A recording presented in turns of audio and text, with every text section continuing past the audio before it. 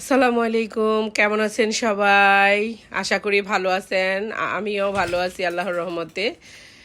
এই তো আমরা গ্রামের বাড়ি, আমার শ্বশুর বাড়িতে গিয়েছিলাম। ওইখানে যাওয়ার পর আমার বাহাদুর মামা আমাদের জন্য অনেক রান্না বান্না করে আমাদেরকে খাওয়ালো।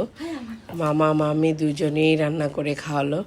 খাওয়া দাওয়া করলাম, বেড়ালাম, সবার সাথে দেখা করলাম, ভালো লাগলো। শ্বশুরের কবর, শাশুড়ির কবর দেখে আসলাম, খুবই ভালো লাগলো। এরা এত ভালো লোক, আন্তরিক, আমাদেরকে খুব আপ্যায়ন করলো। এদের লাকড়ির চুলাগুলো এত সুন্দর, এত ভালো লাগলো দেখে, খুবই ভালো লেগেছে। লাকড়ির রান্না অনেক মজা হয়, সবসময় লাকড়ির রান্না টান্না অনেক ভালো লাগে খেতে। তো মামা বলতেছে, মামি বসেন, আমরা রান্নাবান্না করি। তো মামা রান্নাবান্না করে আমাদেরকে খাওয়ালো।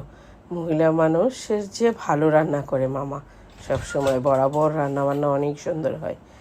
তো রান্নাগুলো শেষ করে আমাদের সাথে সে গল্প করলো। সবাই আমরা রান্না খেয়ে বলতেছি যে অনেক মজা হয়েছে।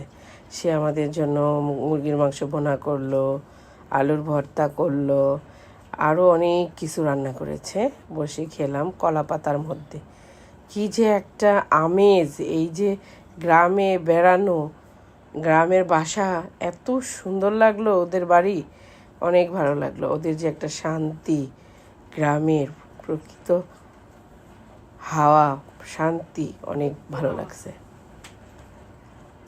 তো গ্রামটা অনেক সুন্দর। সবাই গিয়েছিলাম, আমার জায়েরাও আসছিল বেড়াতে, একসাথে দেখা হলো, কথা হলো। বাহাদুর মামার বাসাটা কে কে দেখতে চান অবশ্যই কমেন্টে আমাকে জানাবেন। আমাদের গ্রামটাও কে কে দেখতে চান কমেন্টে জানাবেন।